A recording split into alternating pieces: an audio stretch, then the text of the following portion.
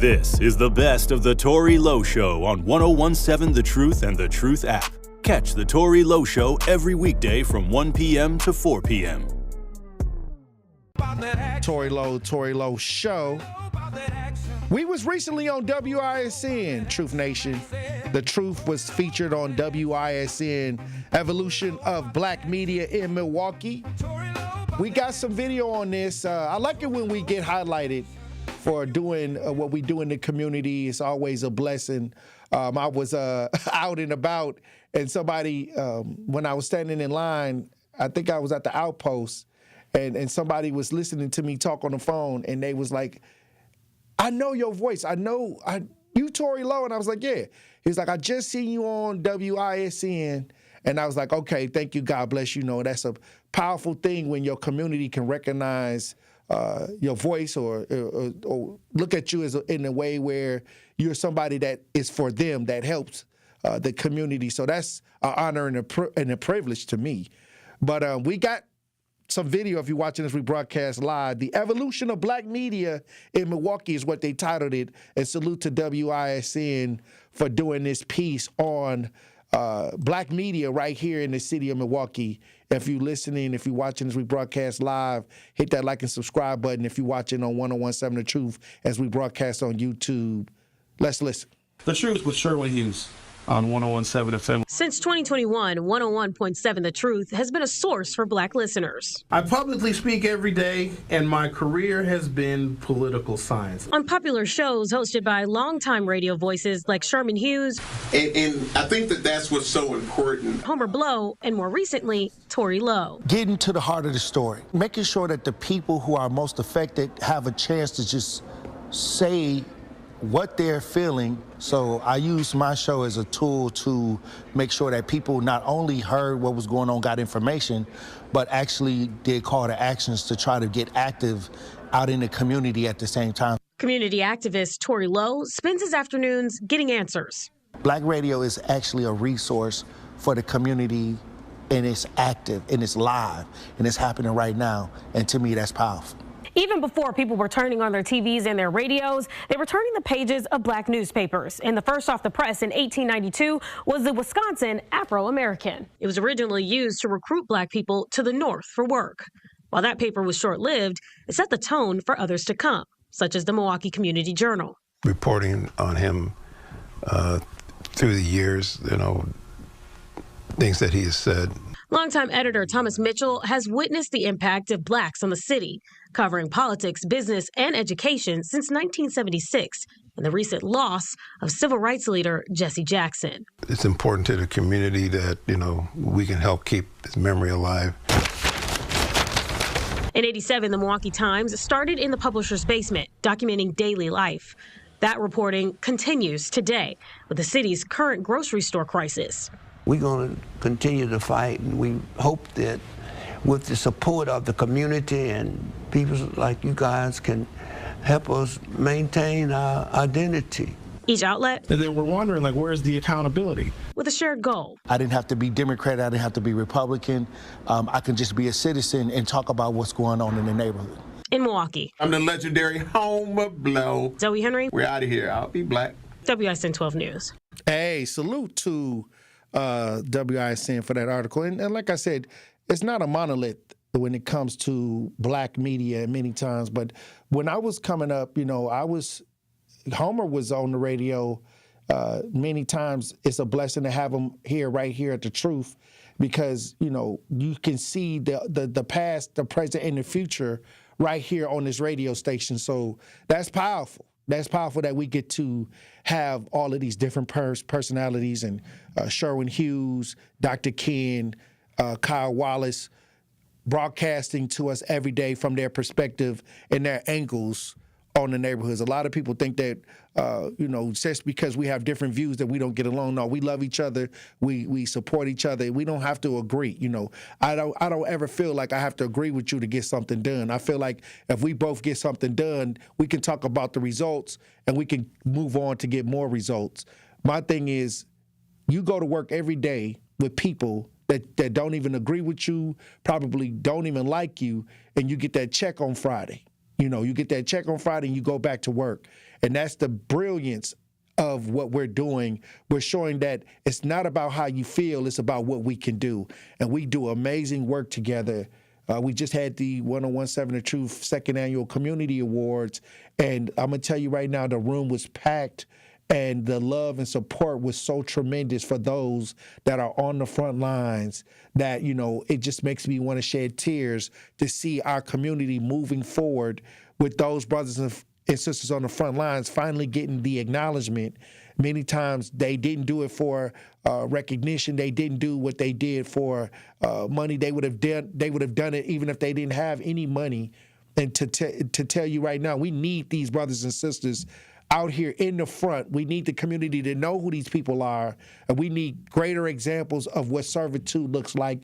Everybody didn't win celebrity. Everybody wants to be a celebrity. Everybody wants to sit back and say, okay, I'm the big bad honcho, I'm the chief, but without no results.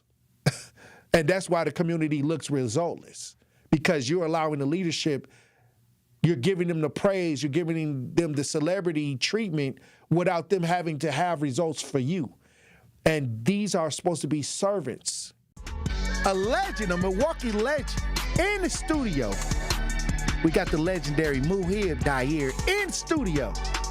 I Will Not Die Young campaign, mentor, advocate, strategist, motivation. What else? I mean, I don't. It's the list goes on just and a child on and of on. God. Man, it's good to be here with you, brother Tory. Muhib, we go way back. You was brother. just honored at the City Hall. Yes, sir. For the work that you do in the community. Yes, sir. And that's a blessing, especially being a little black boy from the north side of Milwaukee, from a street called Burleigh that is known as the Zoo. You know, we North Division kids, man. Hey, look, let me tell you something. We got North Division alumni. Blue Devils. We Blue Devils. I remember you used to, when you started, I don't even know if that's when you even started, but that's when you was making a lot of noise with Beauty Island. Yeah. You know, you went out there because of what happened, an incident that happened inside the store with a black woman. Yeah. And from there, you just have consistently been visible and an aid and a help for the city of Milwaukee. Yeah. Man, I tried to do my best, man. You know, all praise belongs to God first and foremost. You know, I give credit to,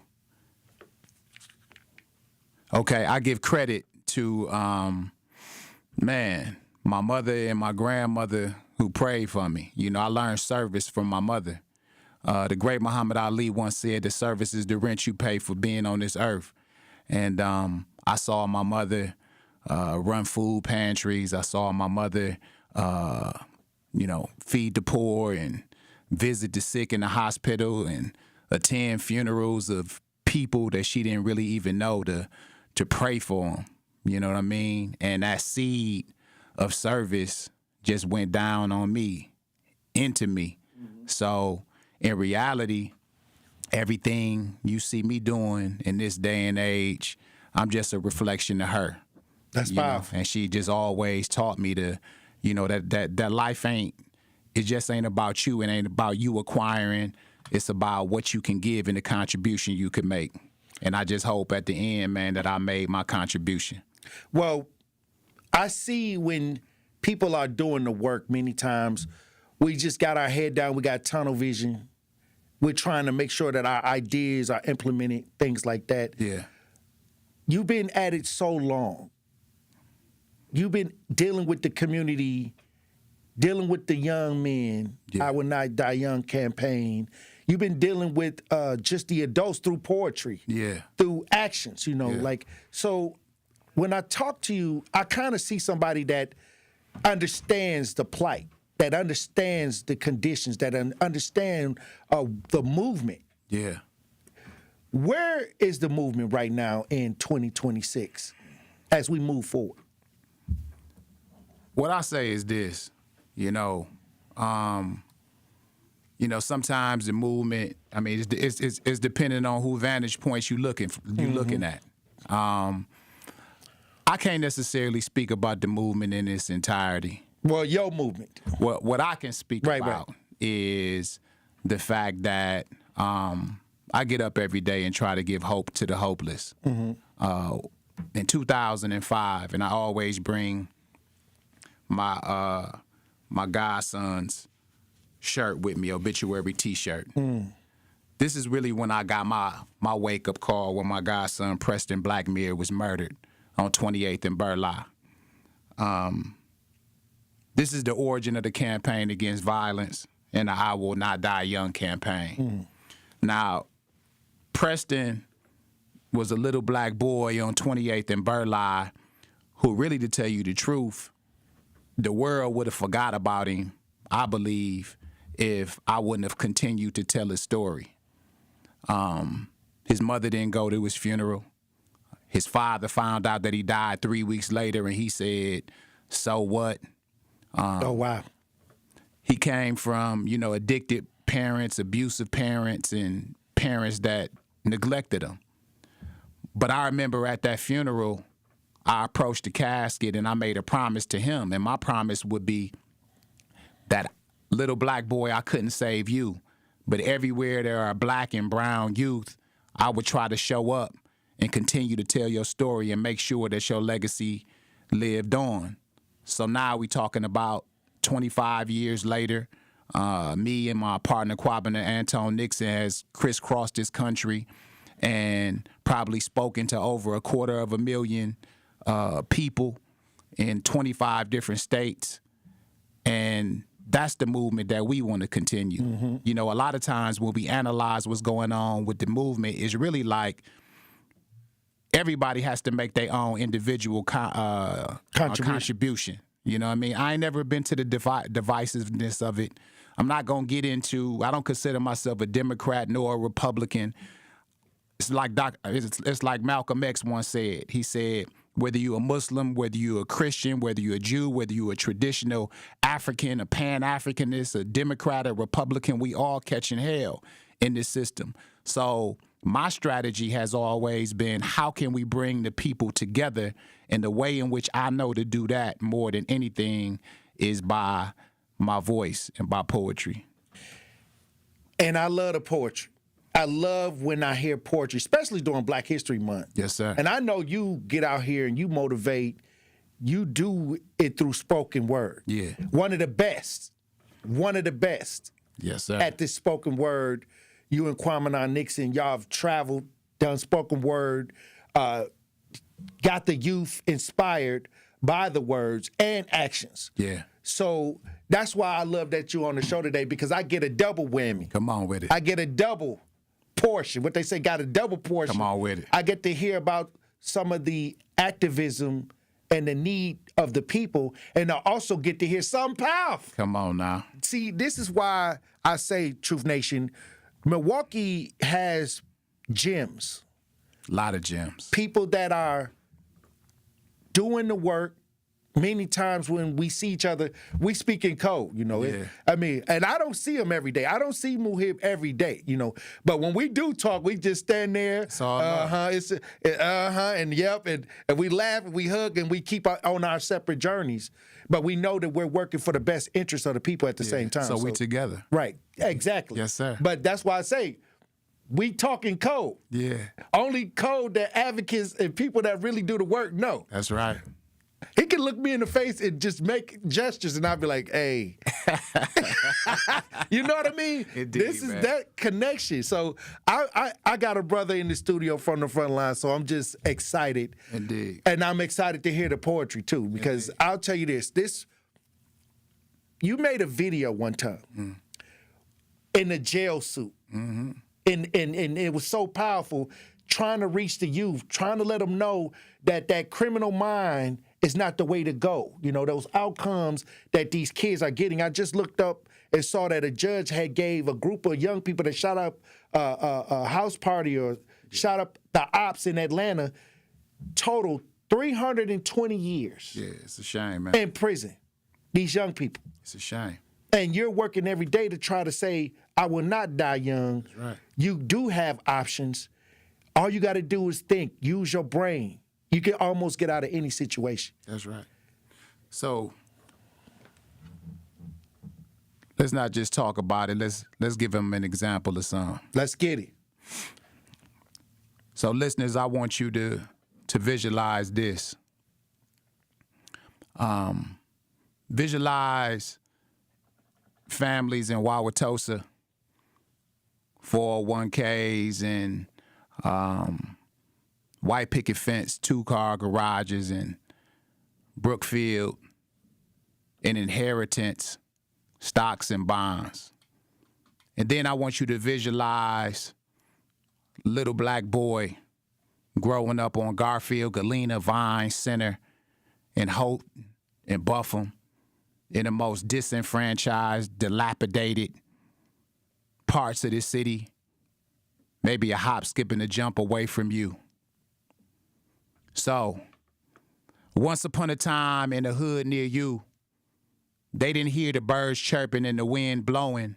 They heard the sound of 4.5s and the sound of Glock 9s and the sound of Tech 9s and the sound of AKs and the sound of the 38. And the sound of the 38.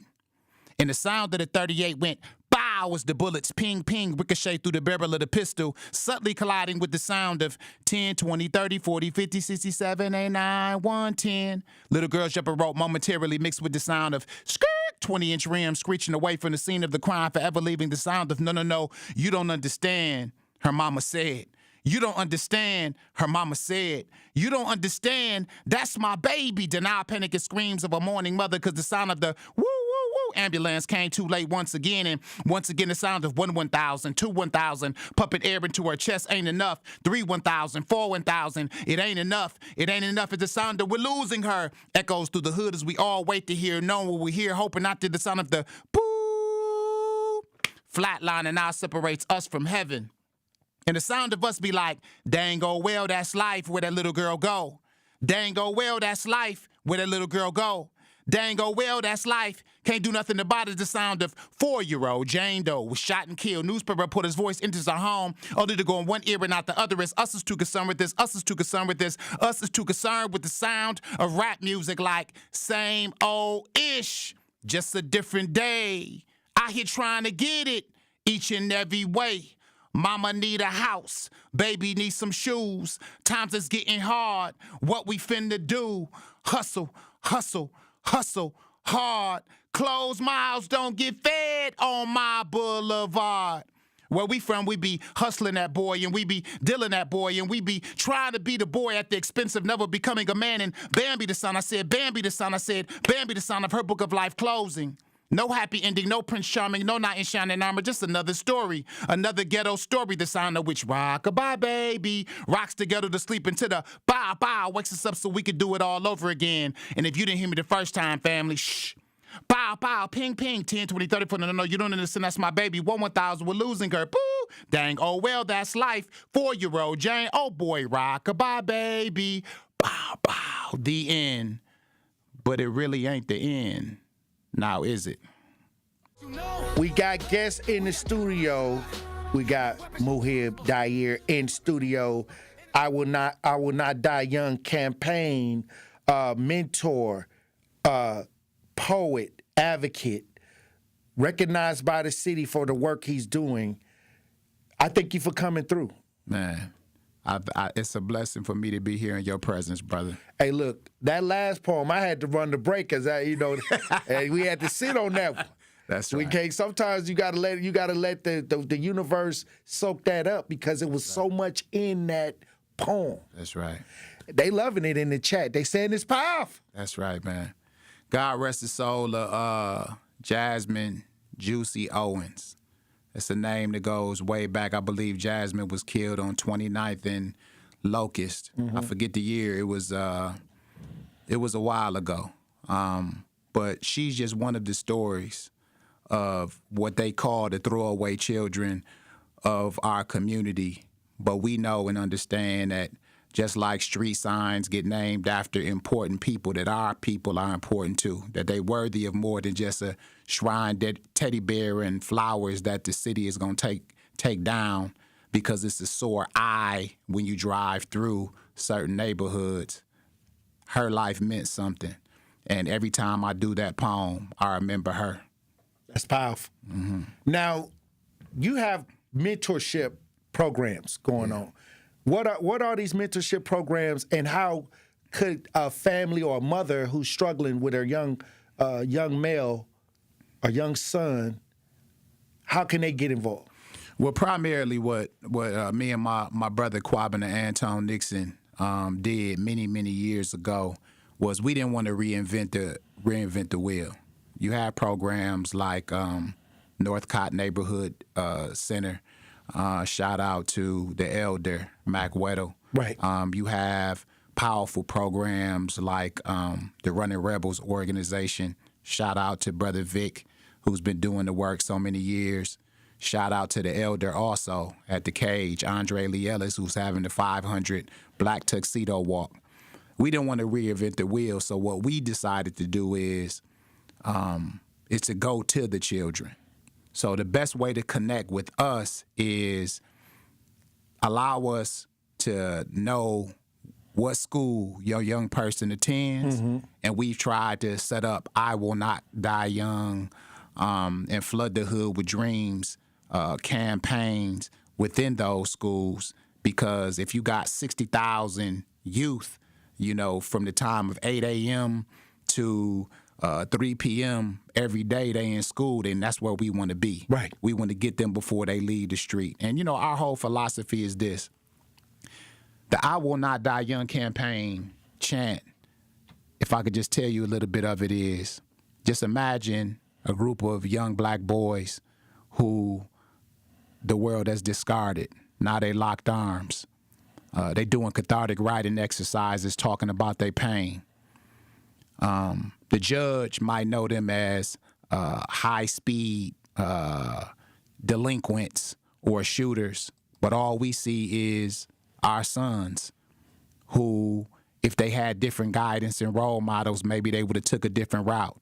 But imagine those young boys talking about their truth and then locking arms powerfully and saying this chant: I'm great, I'm mighty, I'm awesome, I'm magnificent. My destiny is not to let my dreams die. My destiny is to control all 196,940,400 square miles of this earth. It belongs to me. I'm a boss. It belongs to me, and we will not die young. Now, what if that was their identity? What if they internalized that? What if we, like we were talking about offline, saw themselves as world changers and citizens of the world, that God gave them dominion over this planet and they could build on it, they could own a piece of it, they can travel it, as opposed to dying on a city block that's 1/8 mile long, that they knew that the world belongs to them. And that has been our mission. That's powerful. And many times when we talk about the schools, they say it's not enough black men role modeling, but I see brothers, dads on duty, people that are making programs to be inside these schools and be effective in the lives of these young people. Yeah. Every day. Yeah. So we gotta, part of our work, and you know this, Tory. We control the narrative. A lot of times we can't let mainstream media or the news control the narrative. Right. We have to control the narrative. We have to tell our own stories, because they say this. They say if, what was that old fable? They say if the lion always tells the story, it's going to go one way. It's going to go about how he came and he ate well, all the antelopes, and he was the king of the jungle. Mm-hmm. But what happens if the antelope tells the story? The antelope is going to talk about how the lion committed genocide, right? How the lion stripped him from his mother and father, and destroyed his children, and that they were trying to, just just bask in the glory of what God created them. So it's like we have to begin to intentionally tell our story, especially here in Milwaukee. And there are a lot of good brothers and good sisters that's doing excellent things to make a change and make a difference. Well, I'll say this, many times when we talk about our community, the improvement is slow. Like it's a slow push up the hill, because every time we take 2 steps, something takes us back. And I think that many times as a Black community, that's why my theme is we have to restore the holes in the village. It's time to restore the village. That's right. And we got a lot of holes in the village. The village is there, but the repair is needed. That's right. And many times the brothers and sisters on the front line bear the brunt of a lot of the responsibility, when many times it seems like nobody's trying to take accountability. That's right. How do we move forward into 2026? What is the one thing, if you could tell people, that they should be trying to do this year to make things happen to the benefit of the Black community? I think the most important thing is always going to be unity. So I say we better together. The tools of division ever since Jim Crow, ever since all of the different things that they put in place to keep us divided, they're still alive. They're still alive and well. So we are better together. And one of the ways that I try to secure that more than anything is through the power of the word and through the power of bringing people together on the word. So this is Black History Month, and I want to do another poem for you real quick to give people that feeling. Because a lot of times we could talk about it, but the poetry gives them the feeling of the reality of what it can be. So the great Dr. Martin Luther King Jr., when he was on the Mall, everybody remembers him for the I Have a Dream speech, but it's actually a stanza that goes before the I Have a Dream speech, and it's called Now is the Time. So if you can, brother, when I say now is the time, because I usually do this with a crowd full of people, I need y'all to say it with me. So say now is the time. Now is the time. Say now is the time. Now is the time. I got it. Not tomorrow, the next day, next month, or next year. Today, the perfect day. Perfect moment for us to realize our dreams. All obstacles will be moved out of our way. We will triumph by any means, not someday. But right now, now is the time. Now is the time. See, your past doesn't matter anymore right now. And it can't hold you back anymore right now. And it don't matter that your mama failed you or your pops left you. Disappointment is behind you.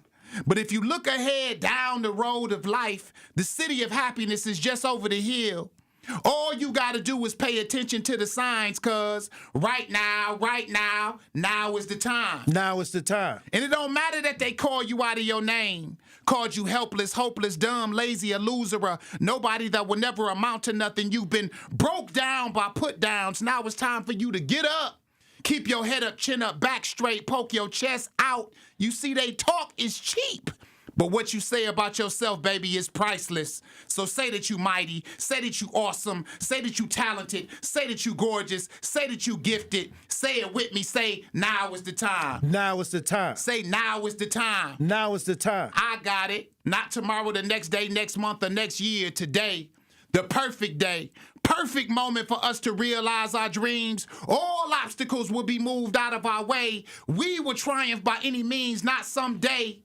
But right now is the time. Now is the time. So pull the covers off your head right now.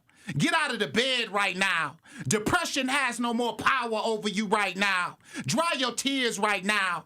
Open the door and say hello to the new world right now. There is no better day than today. Life is not something you wait on, it's something you make.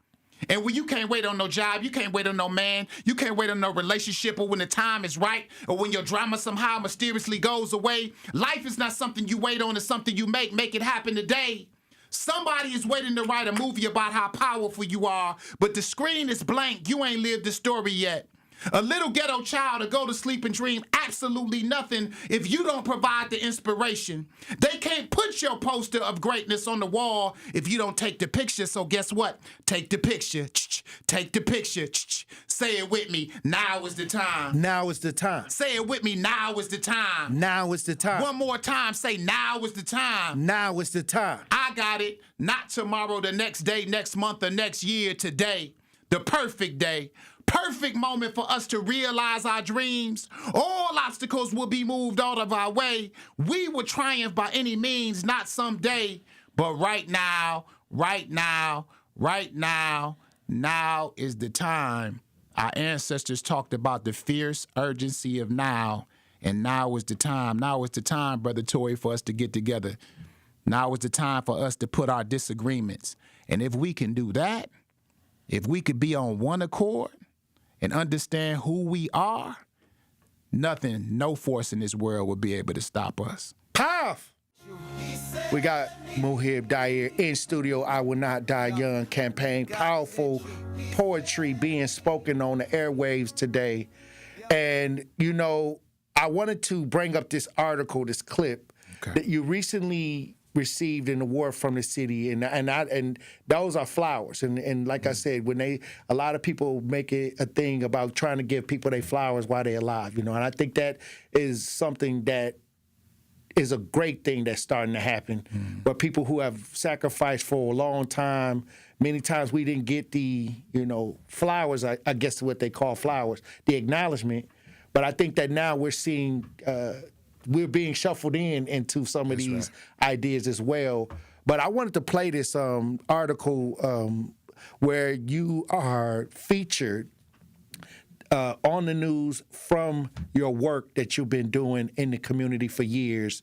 And if you're watching this rebroadcast live, we got audio and video of this. Let's listen. I am great. I am mighty. I am awesome. I am magnificent. My destiny is not to die on the block. My destiny is to run the world, and we will not die young. It's a chant Muhib Dyer and his co-founder recite in the classroom at Dyer's organization, Flood the Hood with Dreams. We use poetry, cathartic writing exercises, props like jail suits, as well as experiences like mock funerals to reach thousands of kids in the school system. Encouraging a bright future for Milwaukee's young people. It ain't where you're from, it's where you're going. His mission started after the loss of his godson. At his funeral, I made him a promise. I looked down in the casket and I said, little boy, I couldn't save you, but wherever there are primarily black and brown children at risk, I will try to deliver the message to them that I couldn't reach you with. And while his commitment is to Milwaukee's youth, our children deserve the same opportunities as every child in this community. He makes it a point to speak life and positivity wherever it's needed. Wherever people need a good word. Over the past 20 years, I've reached 250,000 people in 25 different states. His hope for the future, to continue the needed work through future generations. You just naturally gravitate to every word he says. Right here with us in studio tonight. And Dyer's mission started with some... Thank you for coming through. Brother, long overdue. You know, when you talk about, we don't do it for the recognition. I think we do it for the change. That's right. I think it's a difference. Like, that's right. I think I don't feel like I've done nothing unless I brought an outcome or result. You know, and many times that's the satisfaction. That's right. When you can change the life of a young person. Many times as a mentor, that's the satisfaction. That is. So once again, we just want to thank you for the work that you're doing. I know it's hard work. You know, it's not easy work. No. All the man hours that you spend trying to deal with families, it's tough. They don't talk about the man hours. They don't talk about that. That don't come. Hold on, that don't come with an hourly wage. The man hours. Nah, it don't. You know what I mean? But that's the greatest blessing as well. You know. Having the opportunity. I say you get paid twice in this work. You get paid, sometimes you get paid financially, but you get paid when these young people or these families, they remember you and they come up to you and be like, man, listen, if it wasn't for you, the trajectory of my life would have been totally different. And that's that God payment, man. That's the payment that you get, that edifying, and knowing that you did something to move the positivity in the world just a few steps closer to where we need to be. Now, there's a lot of conversation going on about the youth today. Yeah. What are you seeing with the youth right now, and what do we as a people need to do, or how can we help the youth right now? I say, a lot of times we got to get beyond what we see. I say, trust not your eyes, trust your heart and your soul. It's kind of like when you go to the art museum, right? So you see a $1 million piece of art that's on the wall, and it look like some scribble scrabble to you. But that's only because you're not a connoisseur of art.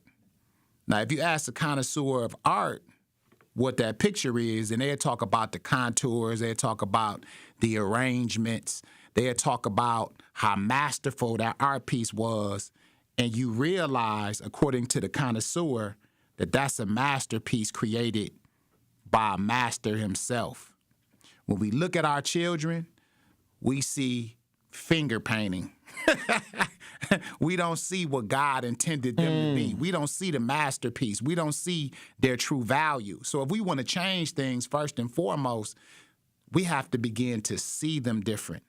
And once we see them different, then they would begin to see themselves different. When I go into a classroom at Vale Phillips, and that's the detention center, and I sit with these young people, we don't talk about their crimes. We don't talk about what they do.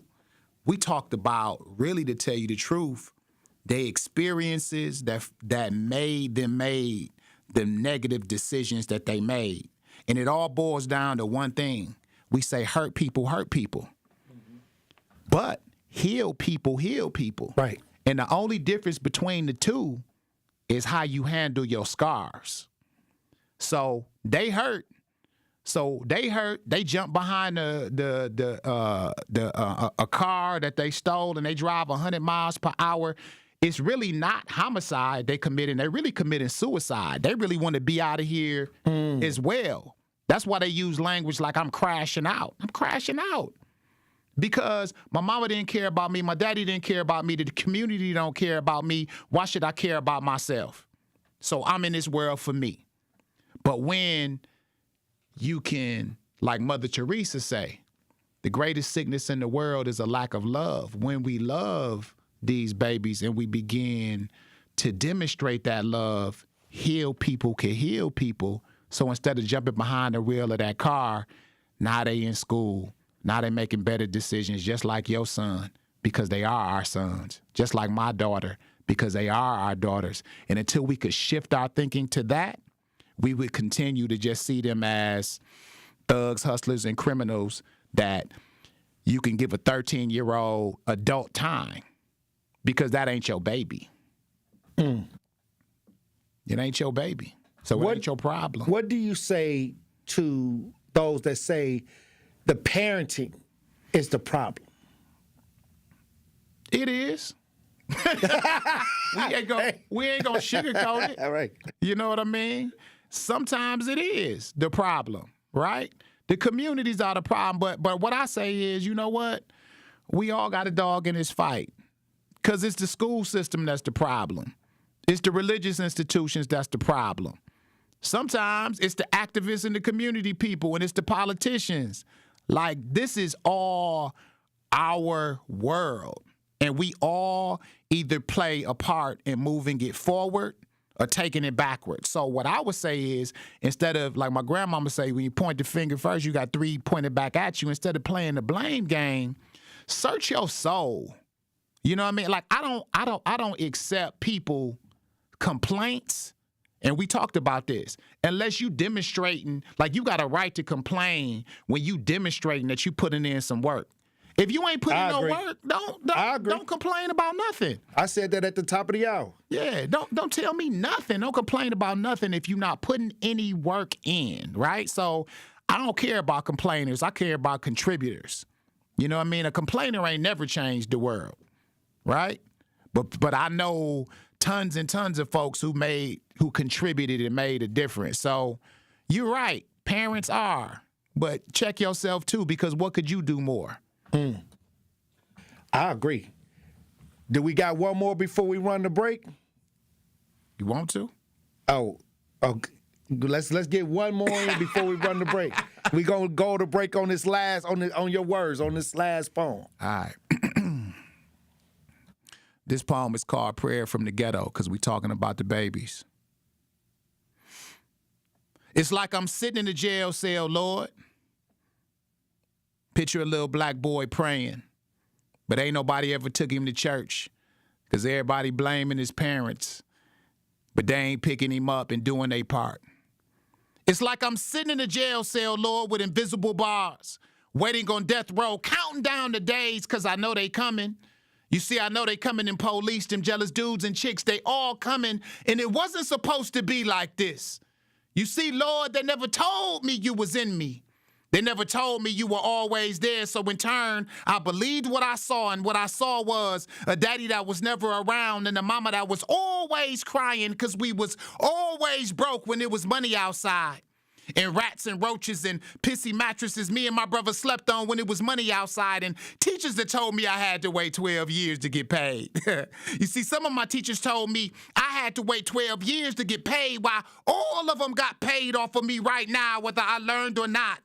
Whether I learned or not when there was money outside, and what else was I supposed to do? They never told me you was in me, Lord.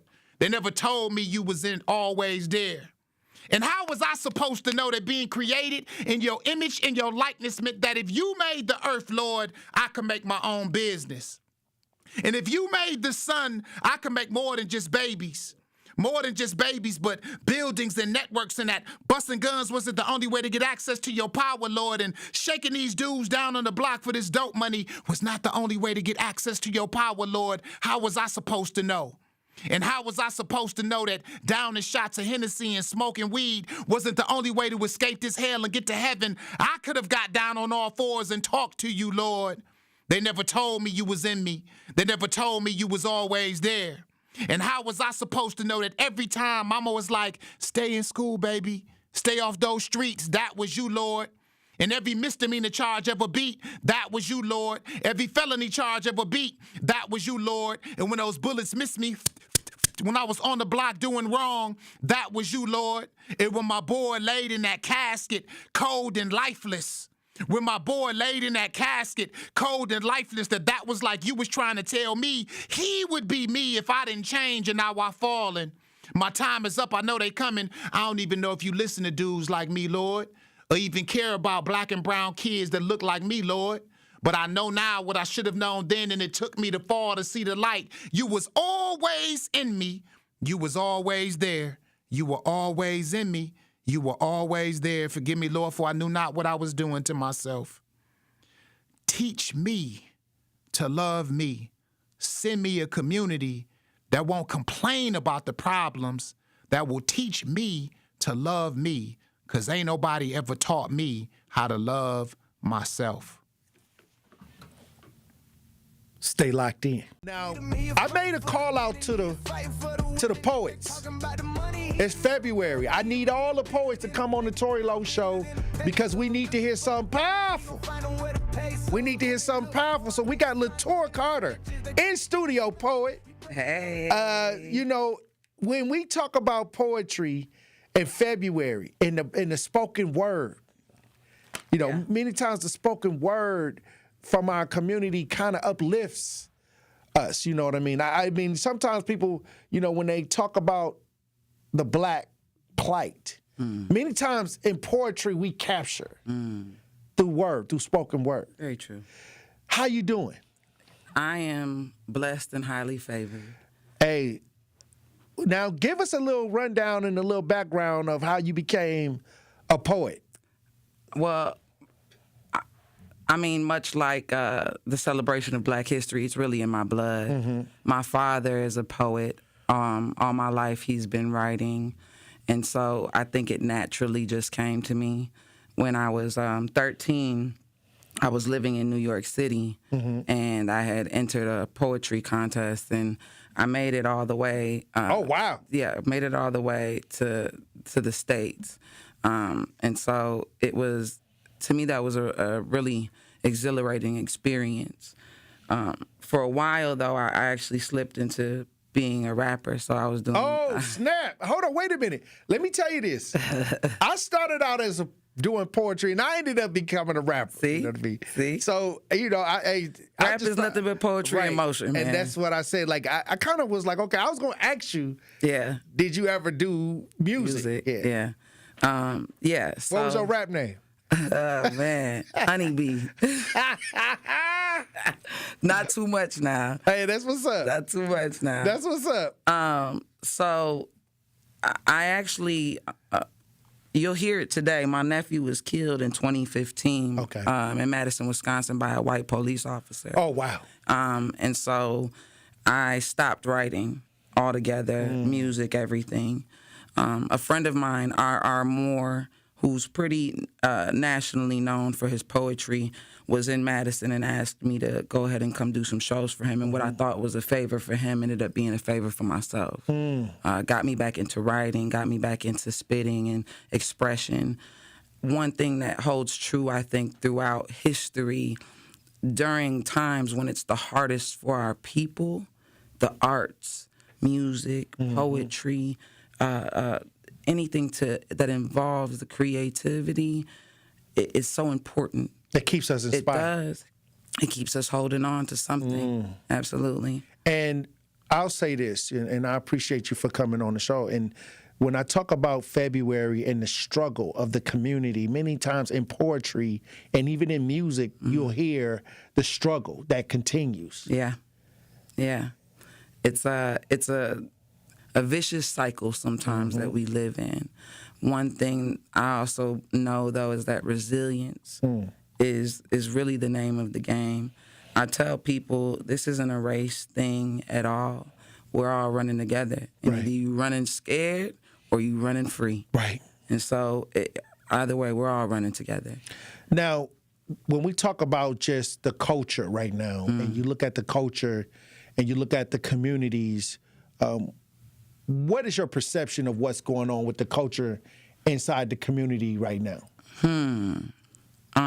It's the truth now. You can be honest now. I mean, like you say, everybody's perception is different. But when we look at our community and the direction that we're headed, I feel like when we speak about things like that, when we're talking about historically disenfranchised communities, we don't have to look at it in terms of race or even prejudices.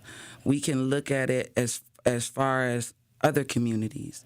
If you walk into affluent neighborhoods, you can see where money is invested. They have mental health programs. They have after-school programs. They're under-policed, and they are over funded. And so it's reflective of when you see the numbers of Brown Deer versus the north side of Milwaukee. One school that children walk into, the teachers get iPads in their swag bags. The other one, the teachers have to help find a way to fix the roof. And so economics play a huge part in when we look at our community. We can't ever talk about poor without including race. And so I think that, I know that the young ladies on before were talking about bullying. They were talking about a lot of things that hit close to home for me, some of the programs that I have. We can start with the fact that young black boys across America can't read.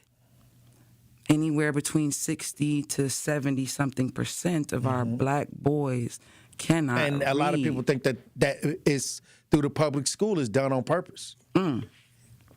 We know that there's plenty of books that talk about it. There's the numbers are out there, so the stats are out there. There's a school to prison pipeline. We know that beds in prisons are determined based off of first grade test scores. So it's not surprising when we see in some areas third grade. Yeah, it's not surprising. People talk about the system. It's broken. No, it's fixed. It's fixed against It's working the way it was designed. Exactly how it was designed to work. The only way that you see the change is, surprisingly, they're not showing it enough, I guess, on major news platforms. But if you care to just look a little deeper, about 3/4 of the population is about to start protesting the inequalities, the injustices, because like I said, we're all feeling it. It's not just us versus them. It's us versus the people who are creating the rules around us. Why does Congress hold the most millionaires and billionaires in our country? So all the rich folks are making all of the rules. Right. And so when you look at it... Got the inside trading tips. Man, one of the things that we don't talk about enough is the lack of showing up in the communities that need it the most. My fiance and I, we talk about it often, about getting on a soapbox again. Because when you protest, you see young black men and women come out, but you notice that, and I've had them tell me, y'all ain't talking to us. Y'all ain't where we're at. You're downtown, you're here and you're there, but you're not in our communities. You're not talking to us. Hey, I hear it all the time. That's why when I designed this platform, I didn't want it celebrity-driven. I wanted it people-driven. I wanted to hear the people that they claim to be serving. I want to hear what they had to say. Yeah. Because many times you have a press conference from the people that's supposed to be leading the community, but then you'll hear from the people and it'll be a totally different conversation. So many times we have to make sure that we're hearing each other. Yeah. And understanding what steps that we need to take from actually listening to the people that are living in the conditions that we're facing. Oh, absolutely. So I do that all the time. Like I love it when it happens because it's a total contradiction of what's being said. Literally. Yeah. So, hey, but we're here for that for that poetry, and I think that we have a dynamic poet. Can we get some of that art? Absolutely. LaTory. Absolutely. If you're listening, as we broadcast live, we got LaTory Carter in the studio. And look, this is February. This is motivation. It's on you. Let's hear some art. You know, I always had a friend, and he was always telling me how bougie I was, and always asked me, how do you want to be treated? And so I told him, treat me Caucasian. Come off them benefits, untriple all of our sentences, treat me Caucasian, give me a loan with no sin attached, give me some privilege, give me that. 'Cause I'm all in your hood with my hoodie on, but I got Skittles and tea, and I'm like 14, so treat me Caucasian. Because you like the way that I talk and the type of music that I listen to, you're always asking me where I'm from, and so I'll tell you. Where I'm from, you stand on street corners watching cars and sad old ladies pass by. They'll slap a loitering sign on a brick wall because you were standing there too long, or give you tickets for watching pink gum turn black on the sidewalk, or for watching grass gasp for air between the confinements of a cement crack. Where I'm from, you sit in parks and you're bothered by drug dealers and men old enough to be your father wanting to know your age. Too young, you tell them, but they don't leave, so you do first. Where I'm from, it's a scent of café con leche y pan mantequilla through our half-open windows that wakes us up each morning. But the gunshot of last night's murder is followed by the officious knock of a warrant squad coming to take your bread, coffee, and freedom away. Where I'm from, police will run into your house without knocking. They'll throw you off a rooftop and say you slipped. They shot my nephew and said he was crazy, would put a bullet in my head and say they found me that way. Where I'm from, you run to the hospital because some little boy spit out a razor and carved a crescent into your face, or a 9 and blew a hole in your back. But baby, what you have to understand is that where I'm from, even our dead have to wait until their number is called. So treat me Caucasian. Come off them benefits, untriple all of our sentences, treat me Caucasian, give me a loan with no sin attached, give me some privilege, give me that. 'Cause I'm all in your hood with my hoodie on, but I got Skittles and tea, and I'm like 14, so treat me Caucasian. Now, I will never give y'all a problem without coming up with a solution. So what do we do, Tory? We find a spot one that upon entering, it'll feel as though that city has never existed. We'll bring friends for laughter, blankets for comfort. We'll watch as the sun drips golden across wild weeds, plants too strong for the confinement of a cement crack. And like a whisper into a song, they'll grow and create their own garden. We'll be weary of the broken beer bottles and the used needles. We look past the ugly and encourage the intoxicating soil for what it truly is. A haven for all those who don't want to face the reality that life has become. That watching life itself go by has become our crime. So treat us, Caucasian. Come off them benefits, untriple all of our sentences. Treat us Caucasian. Give us some loans with no sin attached. Give us some privilege. Give us that. Because we all in your hood with our hoodies on. But we got Skittles and tea. And we're like 14. So treat us Caucasian. And that's that piece. Puff! Look, we got an amazing poet in studio, and I'm gonna tell you right now, this is good for the soul. LaTour Carter in studio. Now, you're related to Tony Robinson, where over 10 years ago he was killed by a Madison police officer, and many times when we hear about those stories from 10 years ago, because a lot of the conversations kind of get lost. Whatever took place, whatever happened with that situation? It's still happening. Right. There's still a fight going on. My mother, Sharon Irwin, she is a constant force. His brothers, actually, they stay now here in Milwaukee with us. Sometimes you have to remove yourself from the environment, right, to fight it from the outside. So that's kind of what's going on. It's a subject that I never mind speaking about. Right. If you ever want to get me on here to really get in depth with it. Let's get everybody, let's get the family on here. Get the family in here. Do it justice. Yeah. Absolutely. So, I mean, as far as that is, we're still pushing the courts, still getting all the dockets together. The evidence is out there. If you go to if you Google Tony Robinson files right now, they'll redirect you to a site that has all of the evidence up there. Okay. So I would say some viewer discretion to that, and some advisories, because it is graphic. But you'll get to see what the medical examiner said, how it's completely conflicting to the story that was given. Right. But as I was telling you during break, it's almost political suicide to convict an officer in a predominantly white city, right, where there are liberalism is there, but it's very undercover. Well, I'll say this, when you talk about policing, many times what we see is something that's been done wrong. They've been given a green light many times. True. So when they went out there, so they say, hey, go out there, and then if something happened, we'll take care of it. It's a result of training. Right. When you see a police officer pressing his knee on the back of a black man's neck, that's actually training. And you can't tell me with all of the conversations that we've been having over the years that they don't know exactly what they're doing. I mean, I refuse to believe that they don't understand the current and the complaints and the concerns of the community, but they get out here and we kind of continue to see the same thing. So which leads me to believe that the management, the leadership is green lighting a lot of what we say is what we don't want from policing, but it continues to happen. Yeah, absolutely. I regularly ask myself, why are mental health crises or domestic violence or even, maybe some strong arms, something going on, responded to with people with guns? Why is it always the escalation there? Why is the training the way that it is? And what it teaches us is, as you said, it doesn't matter how many councils you put in place or how many community advocates there are.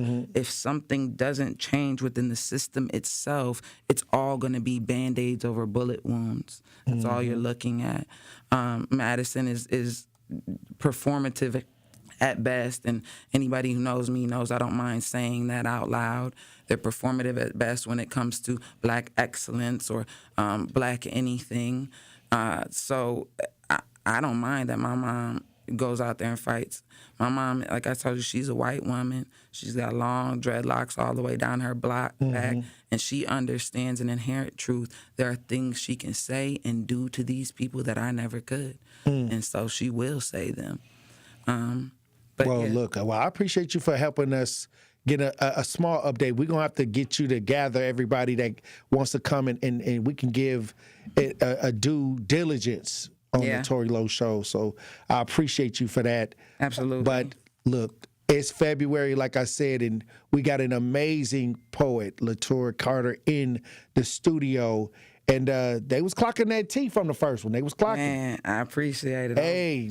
I'm going back and forth on how deep I want to get for this last one. Do I want to leave y'all a little in some thought? But hey, come on now. We want it all. We want you to leave us in thought. We want you to bring it in your own way. You know how they say in church, you got to come in your own way. Well, I'm going to go hard right now. And if you want to see some more, tonight at 7 p.m., if you show up to Freight 38. Freight 38. I host Food for Thought Poetry every Tuesday, and I'll get a little softer for y'all. So let's go hard. That's powerful.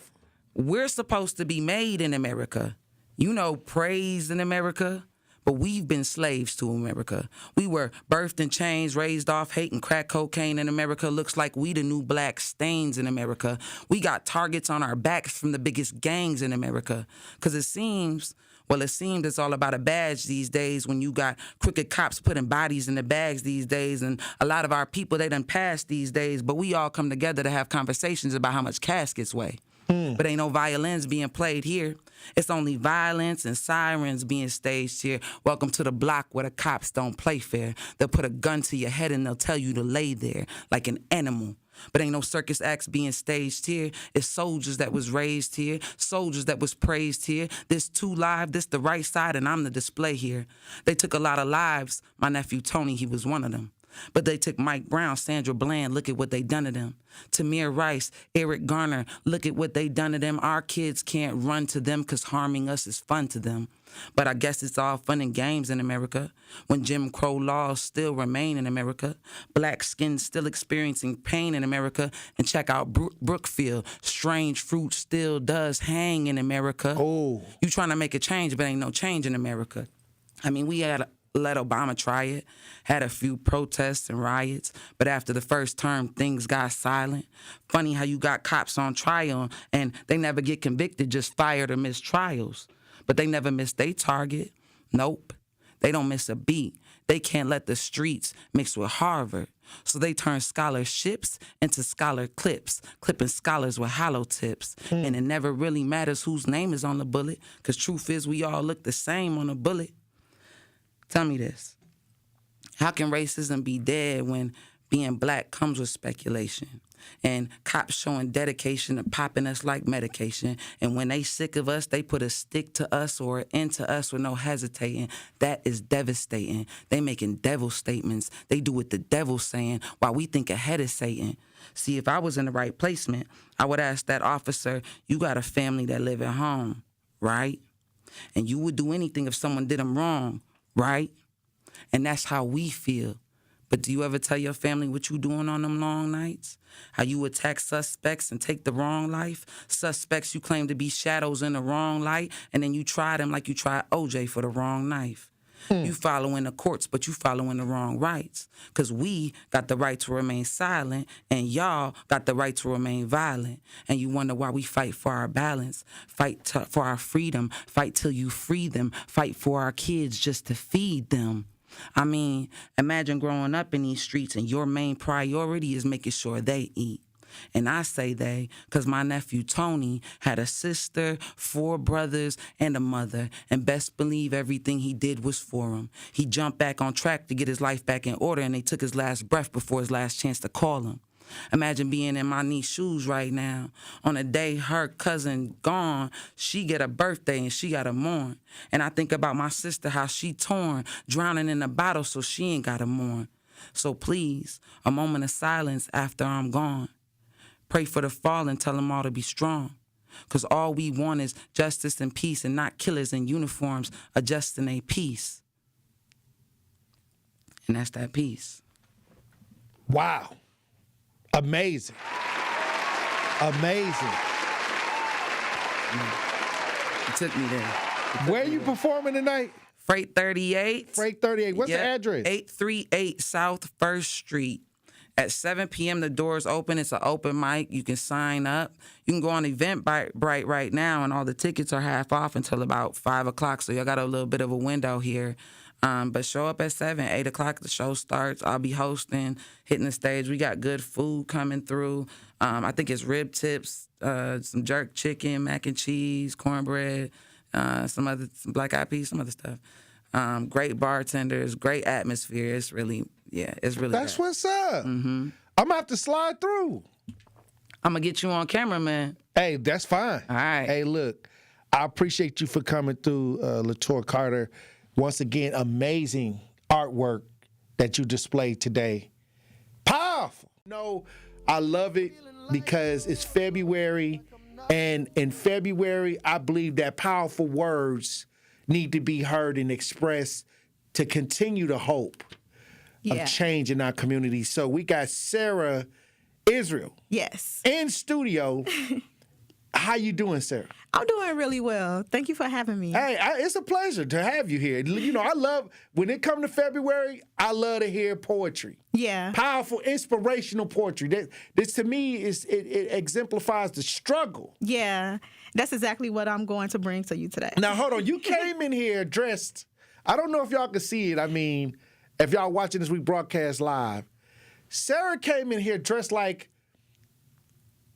a woman that works in the plantation or the attire of somebody that kind of had to work all day and all night to try to pick that cotton. Yeah, try to just put a little flair to it. That was a little flair. I noticed right away. I was like, oh, okay. It was very intentional. That's what's up. Well, explain to us, I mean, what you do, you know, how did you get into poetry? I got into poetry probably when I was like around in the 4th grade. I used to have trouble with like expressing myself, and I was never able to find words to like hold a conversation. Mm-hmm. And I had a teacher who actually kind of brought it out of me. And it started off with an English assignment, just writing like a short story, like a short children's story. And then from there, she saw the potential, and she kind of introduced me to poetry. And from there, I kind of just stuck with it and took off. Well, I'll tell you this. It's a blessing, you know, when we have strong-willed resilience, inspiration, motivation through that art, through the art of poetry. Yeah. Have some people that do poetry, have you ever made music? Yes, I have. Okay. Poetry and music kind of go hand in hand. Yeah. What kind of music did you attempt to make? Like back in my younger days in high school, I used to try to like do rap. But recently I started making like gospel songs, and also like kind of like a neo soul type of vibe. I also write music for a couple friends. Okay, so you're a writer. Yes, I'm a writer. R&B? Yeah, I can do. I can tap into pretty much all of it. Okay. Speaking of being a writer, I actually just wrote a book as well. So I just became a published author. Yeah. So if you guys, would like to hear that or get a copy, y'all can check it out. It's called Built-In Brokenness, Loved Endlessly. You can find it on Amazon, or you can reach out to me directly. Well, I'll say this. Many times when we bring people into the studio and that passion kind of just goes through the airwaves, and many times when I see how you're dressed, I can already tell that this is just something that you do. Do you perform anywhere in the city? Any poetry nights? Yes, actually. I kind of just got back into the scene. Like I said, like I moved away from Milwaukee for a while, and I just moved back. So I do. I try to make it out to showcase on stage, which he does once a month.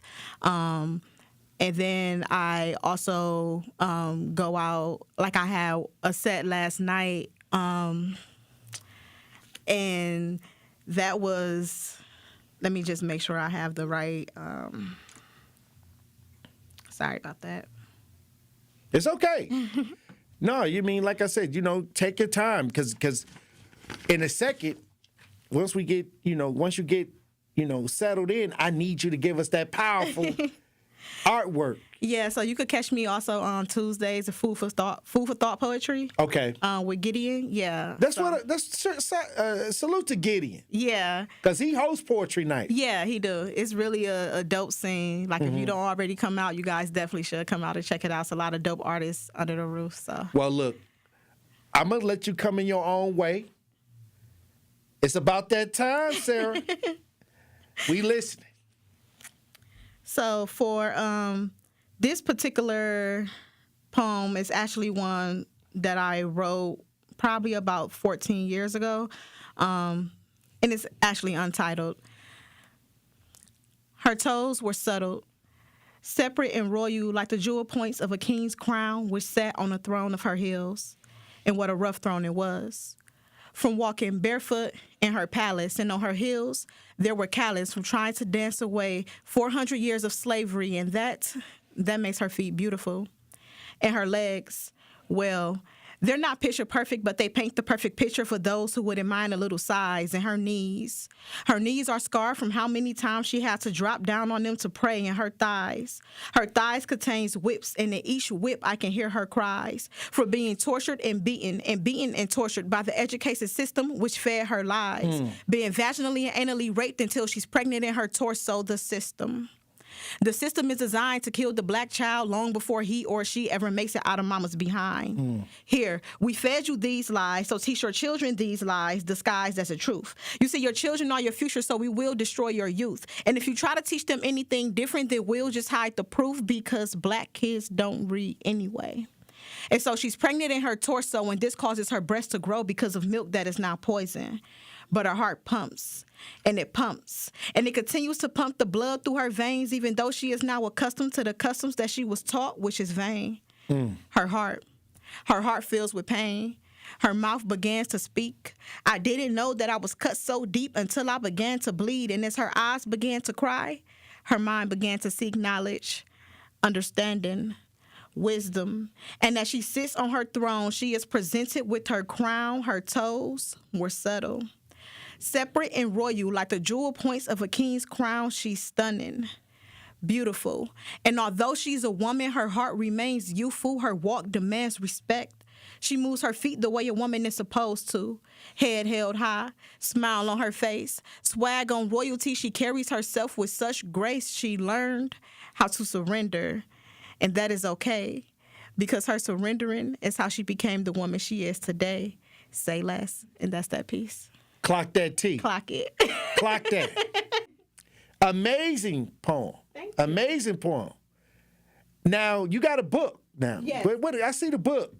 Yes. What's happening then? So I wrote a book this past year. It's called BIBLE, which is an acronym for Built-in Brokenness, Loved Endlessly, Because I Believe Love Endured. It's a book of poems, so it touches on just growing and refinding yourself and your purpose after hitting the lowest state or feeling broken. Is just showing a way for you to work through grief and feel like you become back whole. And I did bring you a copy. Oh, wow. The BIBLE. Yeah. And I also have a pen to go with it. A pen? Yeah. What? Oh, my goodness. This is powerful. Yeah, so you can walk with me. BIBLE stand for Built in Brokenness, Love Endlessly. Yes. Because I believe loved endured. Yes. Now, you were telling me that you had a husband. Yeah. That passed. Yeah. Yep. So that's kind of like where this book was born out of, just from navigating through that grief. I felt like I really had like no kind of outlet, and I just got back into writing, and it was like just a way for me to heal. And as I'm writing my poetry and like getting all of my feelings out on paper, you know, it became like kind of like just a relief kind of, and I was able to get my feelings out without feeling overwhelmed, without staying in like a depressive state. And reading it back, I was like, well, writing a book is something I always wanted to do. I always felt like that was in me, but I never got around to it. And me just having so much time on my hands, I guess, it was just like I poured everything into it. So. And what is the message overall to those that read this book of poetry? Oh, the message is simply to endure whatever it is you're going through, whatever hardships you may be facing.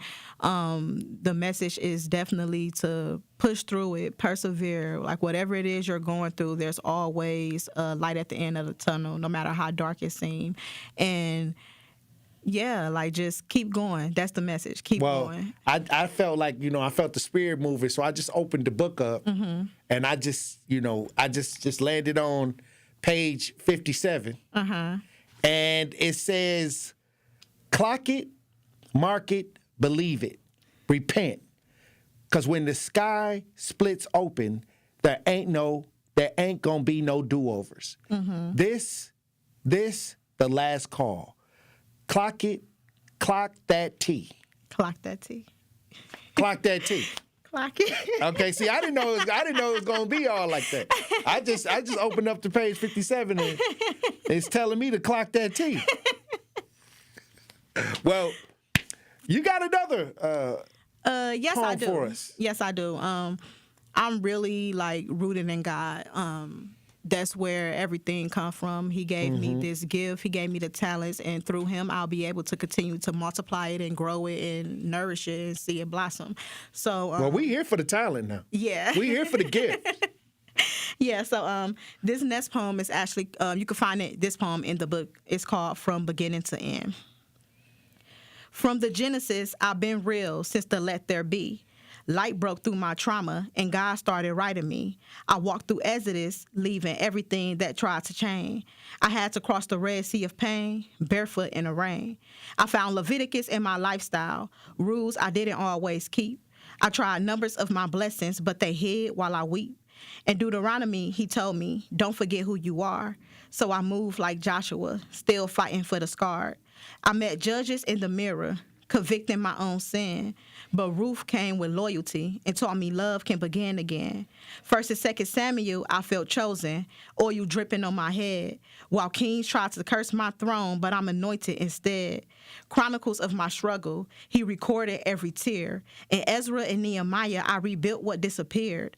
Esther came with courage, even when they doubt your crown, while Job reminded me that pain don't mean God ain't around. Psalms became my playlist, crying out through melody. Proverbs kept my head wise when the streets tempted me. Ecclesiastes said that everything got its time.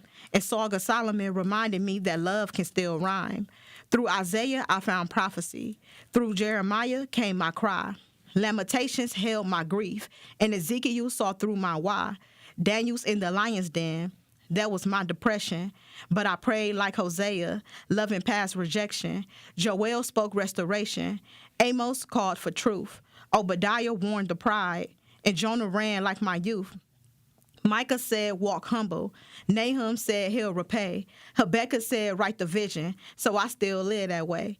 Zephaniah spoke judgment. Haggai said, rebuild. Zechariah showed redemption, and Malachi got me filled. 1st and 2nd Ezra, I spoke rebuilding from the ruins of sin. How the Most High restores what's been scattered within. Tobit taught family. Judith showed might. The rest of Esther, she kept my faith burning bright. Wisdom of Solomon opened my sight. Sirach gave me lessons from my elders' fight. Baruch whispered comfort in Babylon's reign, while the 3 holy children praised God through the flame. The history of Susanna said to stand firm in the test. Innocence don't bow, even when the lies press. Baal and the dragon prove that idols can't win. False gods fall flat when the truth steps in. The prayer of Manasseh repented so deep, it taught me that even kings can cry and still reap. 1st and 2nd Maccabees showed to war for the name, how faith ain't passive, it's action and flame. Then came Matthew, where mercy met my mess. Mark, where miracles made me confess. Luke wrote the love story. John told me who he is. Acts showed the power, and Romans said what grace really is. 1st and 2nd Corinthians, I had to learn to forgive. Galatians freed my spirit. Ephesians taught me to live. Philippians gave me joy. Colossians kept me grounded. Thessalonians said to stay ready because his trumpet, he's going to sound it. Timothy taught leadership. Titus showed good deeds. Philemon showed compassion, planting humble seeds. Hebrews gave me faith talk. James said, prove it true. Peter told me to stay strong even when the whole world hates you. John again reminded me that love conquers fear. Jude said, watch for the snakes and keep discernment near. And when I reached Revelation, my knees hit the floor. Because from beginning to the end, I finally knew what I've been praying for. So from Genesis to Revelation, including Esdras to Maccabees, my story ain't pages, it's prophecy and peace. From Eden's first breath to Zion's last dawn, I had been written in his word all along. So when they ask me, where do my roots begin? I just smile and say, right here, baby, from beginning to the end. Pow! Clock that. Clock it. I'm gonna need y'all to tap in. There's a lot coming up. We got the community cleanup coming up April 18th. We're gathering people together. We're gonna have a situation on the website on 1017 The Truth on the website where you can volunteer, sign up to volunteer for the big cleanup April 18th. I put out on social media a couple call to actions. I want 5 churches to participate this year, with the community, and I want also to find the 3 locations most in need of cleanup in the community. 3 locations. I'm talking about these locations got you shaking your head. Man, I can't believe it. I'm talking about, and if you put these locations up, you got to spearhead it. So don't call and say the location and sit your butt down and try to watch somebody else do the work. No, we ain't taking nobody locations that ain't finna be active. You got to be active. So don't be just saying, oh, look, go over there.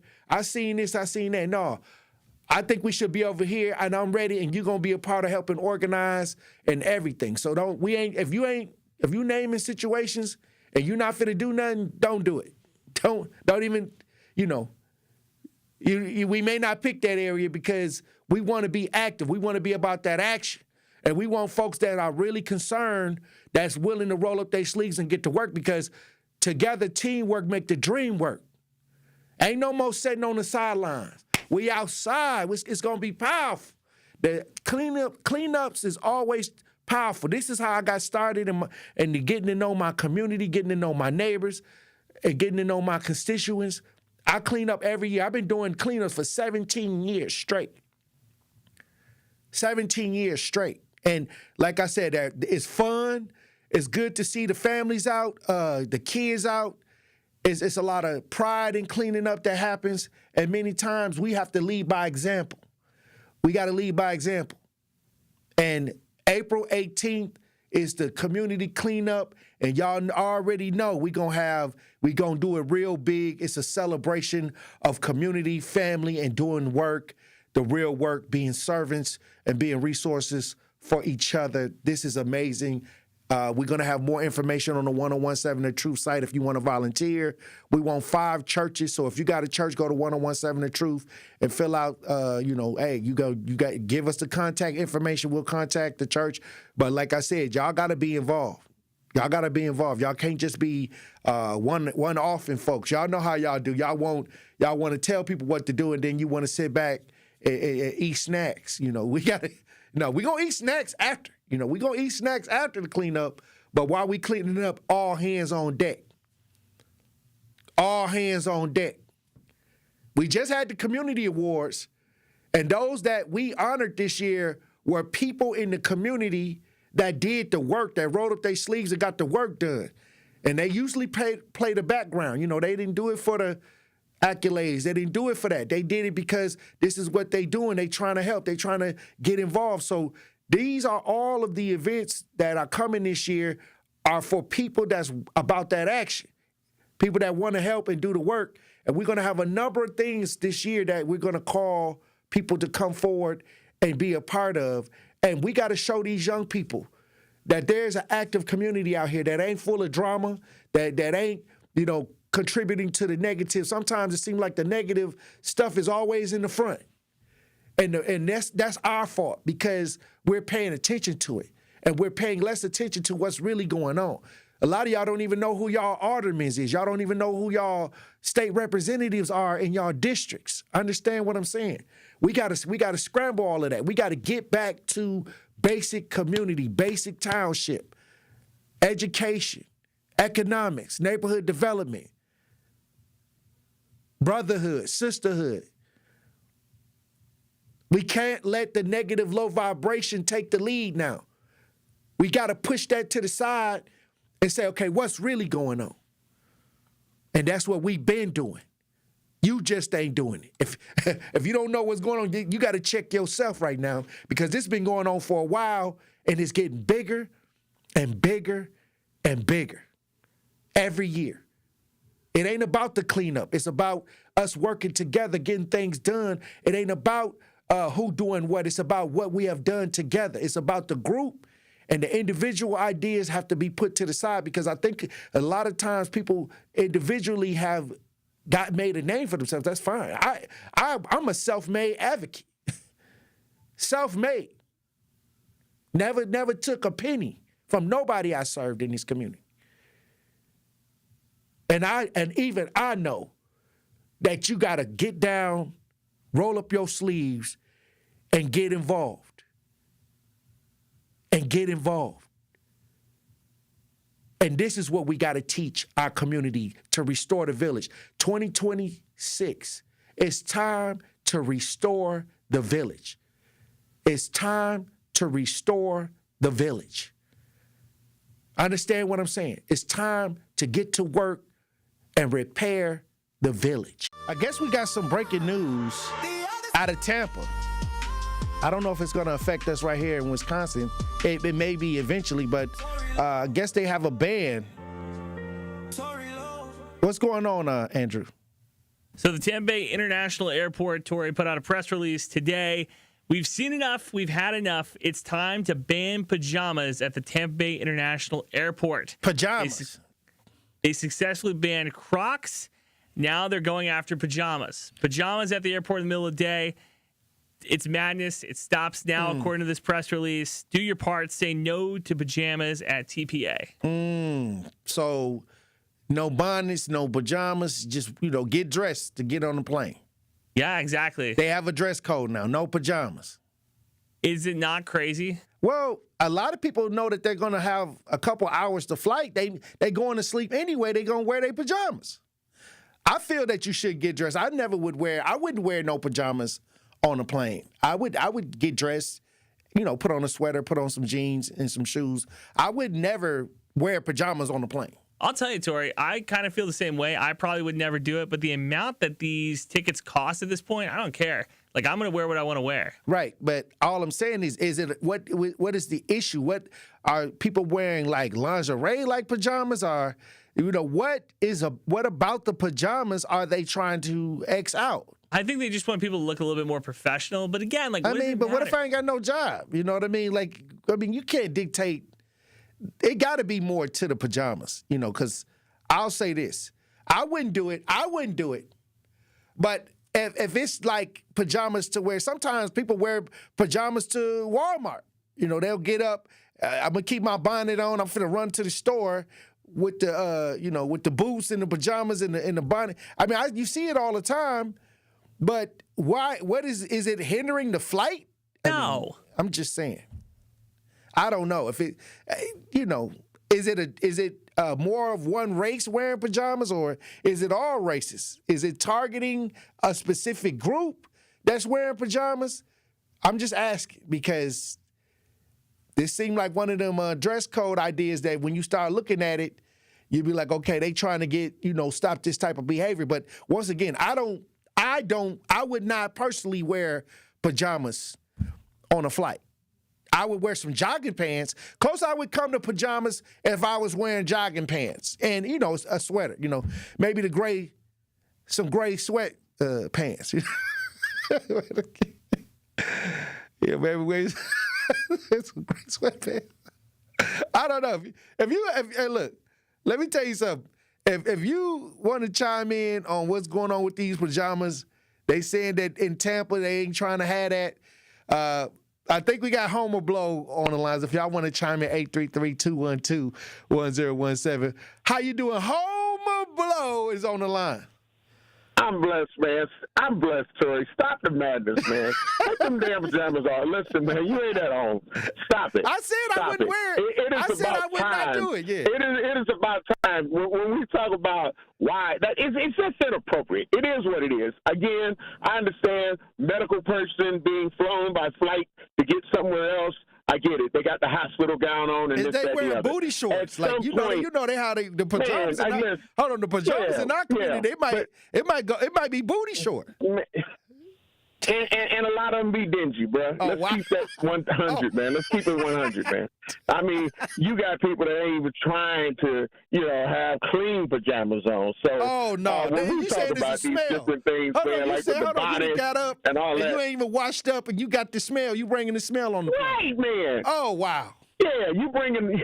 Yeah, you got a secret weapon below, and we all have to find out about it. Oh, wow. You know what I'm saying? So catching I'm just saying, like, free again, yeah, man, it just, again, it's common decency. Like, people trying to make it seem like that's all good. Well, we should be able to stop it. It's just the same way where restaurants and different businesses say, I don't want you coming to my establishment smelling like weed. It's offending some of the other people. So I'm one of the other people. So check this out. Check this out, Homer. I'm offended watching people come on the plane. So check this out, Homer. When we go to the store and people in Walmart wearing the pajamas and stuff like that, I mean, it seems like terrible. And like I said, I wouldn't do it. I would not do it. You know what I mean? But at this point, is it that ridiculous? What is the key factor that we got to just get rid of this? It's some lazy-ass people. Okay. That's the key factor. Call them LAPs, lazy-ass people. You know damn well that you got some. I bet you when they go hit the club, the lounge, or the bar, they ain't necessarily always got their pajamas on. They want to be a bad, you know what I'm saying? Wow. They want to be a baddie. And the baddies ain't wearing pajamas. And right. They ain't wearing pajamas. Then they starting to fight, people fight. Absolutely. Man, I mean, if we don't start, okay, so you didn't get the home training. If we don't start somewhere, and now you got businesses that have to end up chiming in on some grown people most of the time. Oh, wow. On just proper clothing etiquette. Like, you shouldn't even feel comfortable coming out of the house with pajamas on. Hold on, Mark in the chat, Homer. You can go to the mailbox. Hold on, Homer. Mark in the chat said slept in the pajamas, got up and went outside. They ain't washed they such and such. That's right. Wow. That's right. Went out stinking. That's right. Right. Absolutely. Now, it's one thing. You expecting this check in the mail, and you have to go ahead and kind of run out to the mailbox because they done said it's here, but you ain't hoping to see a bunch of people. You know what I'm saying? You trying to go out the door, check your mailbox, grab it, and get inside. That was not something you were proud of or you were comfortable with to say, hey, look, y'all, I'm in my pajamas. Well, that's a sign that you ain't washed your ass. Hold on. Check this out. Marty makes a point. He says the world made pajama thing proper. Look at all the pajama parties on the holidays and people buying matching pajamas. They made pajama parties, lingerie parties. Did you hear what you just said? Yes. It's a specific event. Mm-hmm. It's a pajama party. It's a lingerie party. Right. Not meant for you to just go out saying, hey, because they do pajama parties, they got a pajama jam. Let's just go outside. No, those are special events. Hey, look, Homer. You know what I'm saying? So guaranteed. So guaranteed, if you get up and get on the plane with your pajamas on, you did not take a shower. Man, listen, a lot of them people, I'm just saying, it's some people that they done took care of themselves, but a majority of them, because once you done took your bath or your shower, you're trying to put on your regular clothes that you're wearing for the day. So if you're still in your pajamas, come on now. That's terrible. Come on. And if you ain't washed up, you might not have brushed your teeth. It's more terrible. Oh, wow. That's horrible. You understand what I'm saying? I mean, we gotta, we can't command respect from people.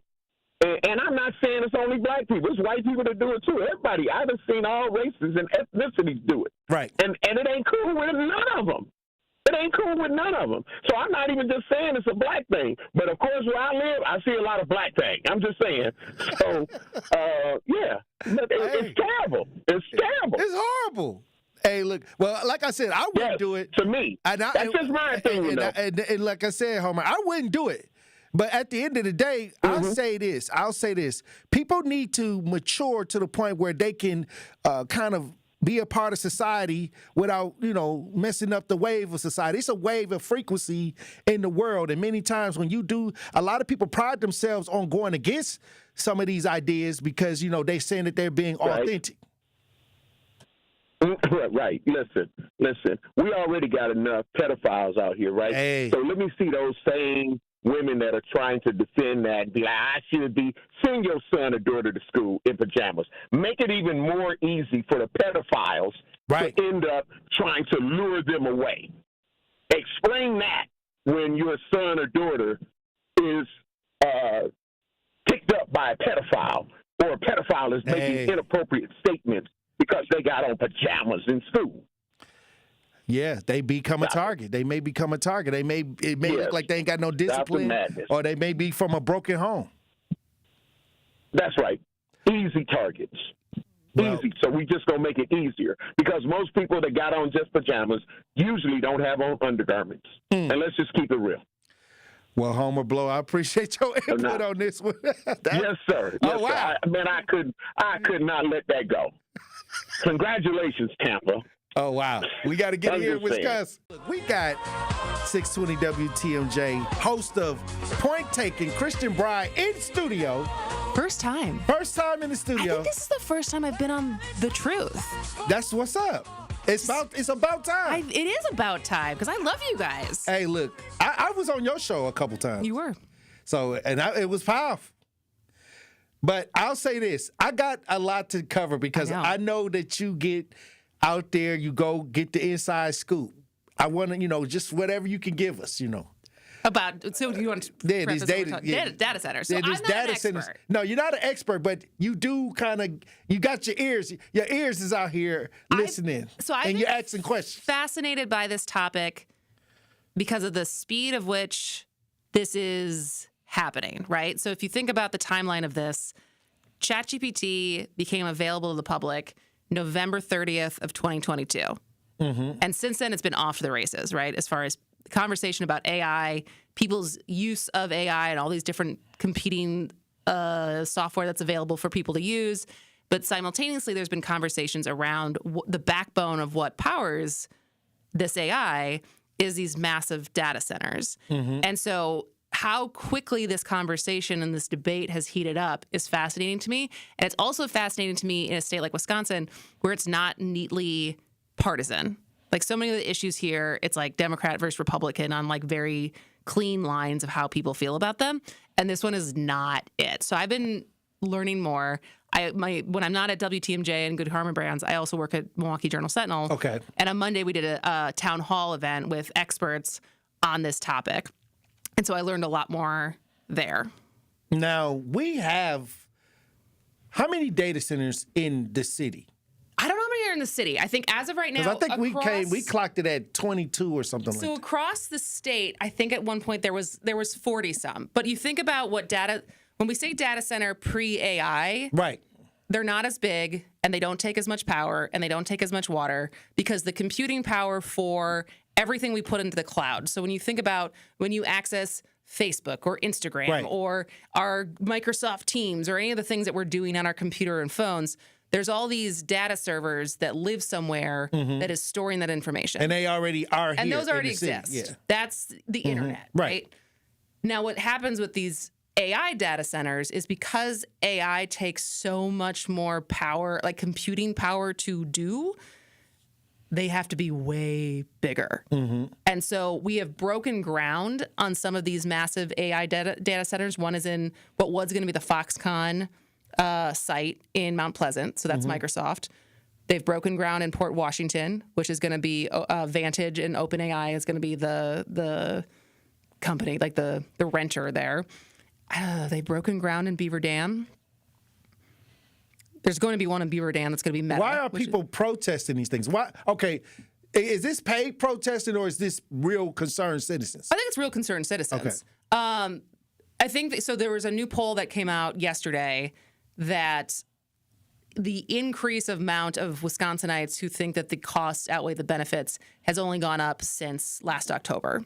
And so the big thing that people are concerned about comes down to power and water and cost, and also transparency. So the big thing, in order to power these things, our power providers, so Wisconsin Energy, Alliant, have to build more power. So whether that's renewable energy or new natural gas power plants, like there is not enough power on our grid in Wisconsin currently to actually serve the amount of power that any one of these data center projects needs.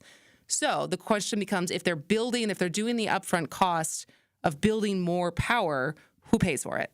And that's the question when we talk about rates going up. Recent news. We Energy is preparing for a power surge, and I had people come in and they're advocating that the costs don't go on to the residents. So how do you guarantee that residents aren't paying for power that is instead of the people who are building the data centers and using the data centers, making sure they pay for it? So that's kind of an unknown question, but there's concern.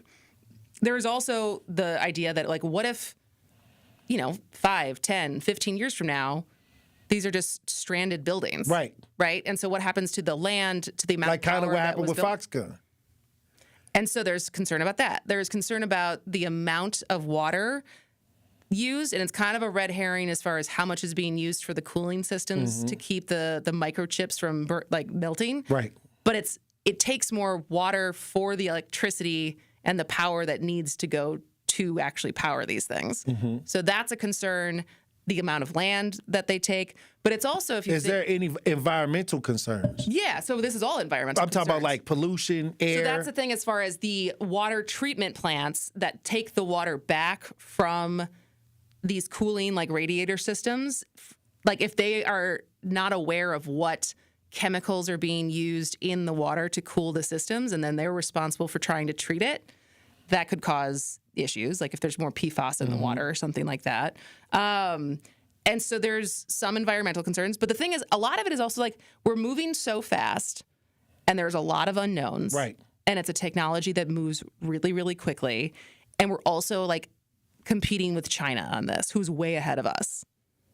So it's an incredibly complex issue that also is making choices at the local level, but then there's transmission lines that affect people who were not represented in the choice when that decision was made, and statewide regulation versus national regulation. And so it is super complex, and there's so many different stakeholders in it. And I also think it's the undercurrent of a lot of people who are really sick of really rich people getting richer on the backs of everyone else that is also fueling how concerned people are about this. Well, I'll say this. And when you talk about jobs, I mean, at least when you talk about what is the benefit, what is the, talk about pros, you talk about cons, what is the benefit? Because it seems like when you build these huge data centers, they don't need a lot of people to run it. Permanent jobs. So you you got this huge facility, all this land, and probably you need 200 people to run it. So it depends on the project, and that's what's also hard. Saying. Yeah, but that's true, right? It's a lot of construction jobs up front for the duration of building it. There's some permanent jobs. There's property tax breaks for different communities that it cuts their property, potentially could cut their property tax in half. And there is, I think there's also just this idea if they're not going to build them here, they're going to build them somewhere else. Right. So why don't get in on the cutting edge industry that is AI. And we'll find out the after effects or the side effects later. Yeah. That sounds like, how people get scammed to me. I mean, that sounds like how Foxconn came. Let's do this. Let's get this airs. Everybody's happy. And then, we was excited, but then we never got anything out of the deal. What I'm saying is when I talk to people about these data centers, they're saying that is the overall benefit of having them here and the technology and with all of that, is that worth what effect it could have on the people? Yeah.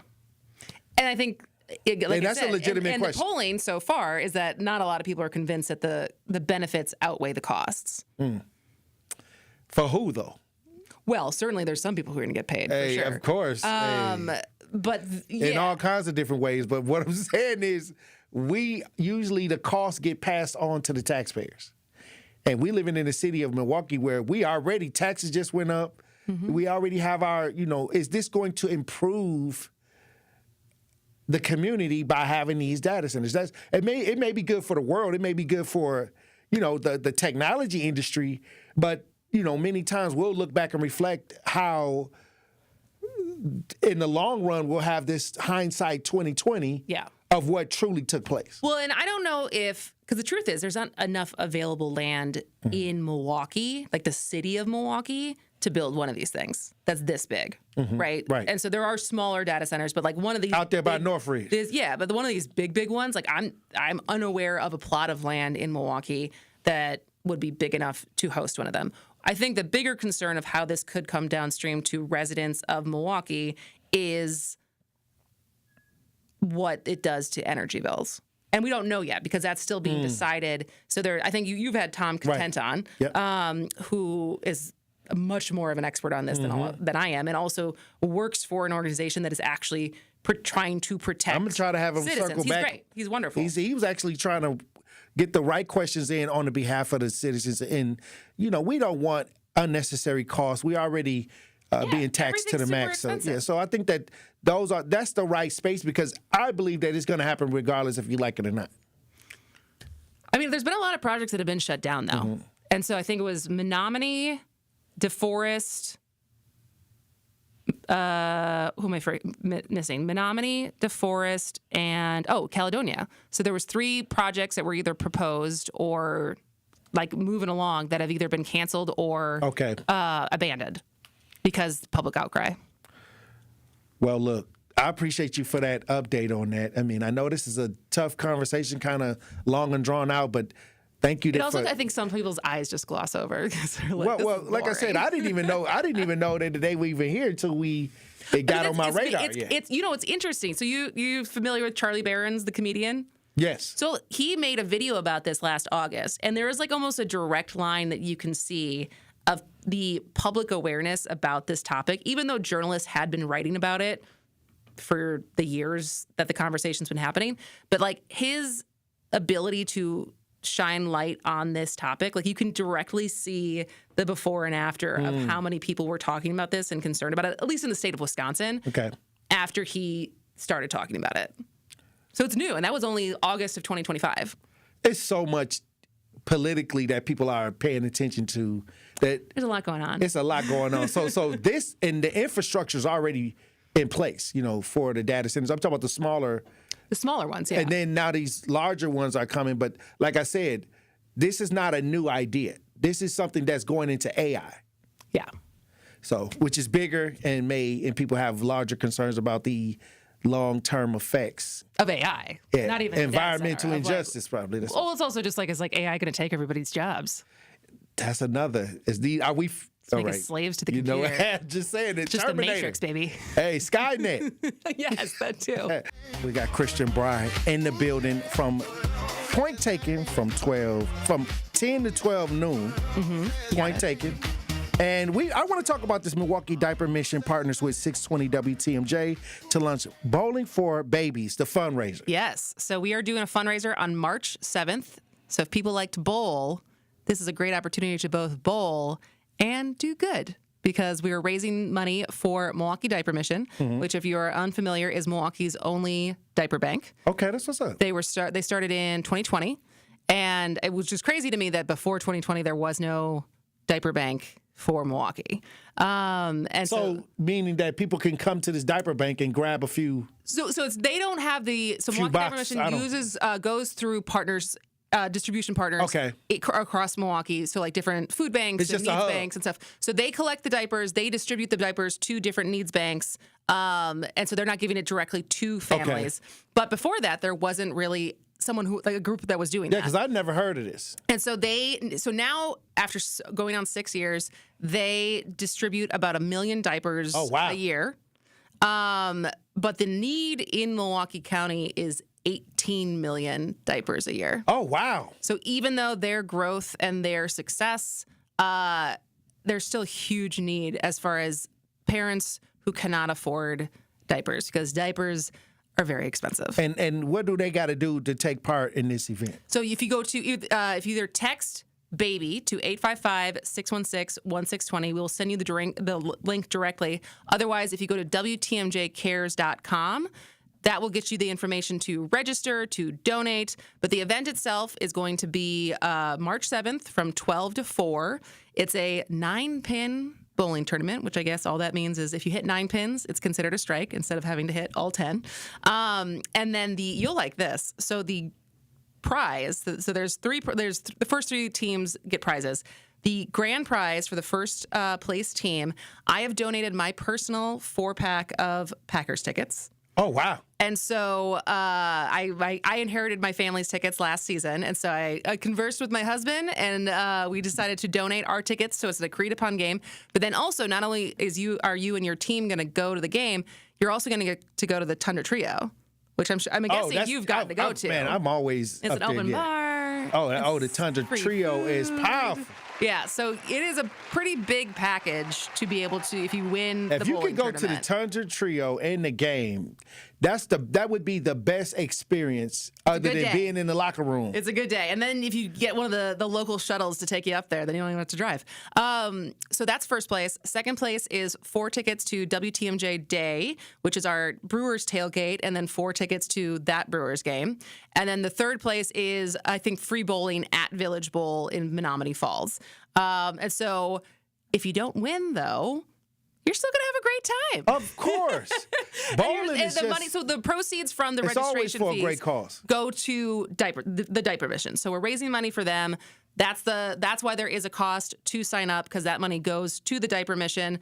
And then along the way, we're going to have a silent auction and other ways to donate and be involved. And it's also just a good awareness for them, because like you said, you were unfamiliar with Milwaukee Diaper Mission. Once again, let's give the date and the time and how people can get involved with the tickets. Yep. So the date is March 7th. So that's a week from this Saturday. Check-in starts around 11. The tournament will start at 12. We'll be there until 4. So you can also just come. If you don't want to play, you can also come and hang out. Mm-hmm. We're going to have up to 24 teams.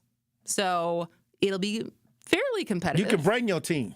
You need to bring. So it's a team of 4. So, you and 3 friends. Mm-hmm. Go to WTMJcares.com to register. Register by next Wednesday. So don't wait. You can't register at the door. You got to do it ahead of time. And it's about $42 a person, so $170 for the team. But like I said, that's the money that goes to the diaper mission. What am I missing? As far as people going to be there, Kyle Wallace. He's going to be bowling. He didn't even ask me to be on this team. Do you want to play? Do you want to be on a team? I'm gonna have to Are do you something. free that day? Hey, look, I feel like you're a busy man, Tory. I am, but like I said, Are you a good bowler? You know what? If I could get it going straight. That is the key. If I could get the ball going straight, maybe me and Andrew can come up with a team. Tory. Andrew, you know how to bowl? I do know how to bowl. So I'm pretty good. You'll be my secret weapon. Do you do the spin or do you do the straight shot? Straight shot. Me too. Yeah, I'm a straight shooter. I don't know how the people who do the spin shot and then get a strike. They kind of roll it and it just kind of. It's like it looks like it's going one way and then it spins back around. I'm straight down the middle. Yeah, I'm trying to hit it straight down the middle. That's how I am too. And so sometimes I do good. Sometimes I could do better. Sometimes it goes straight into the gutter. The same. I get it.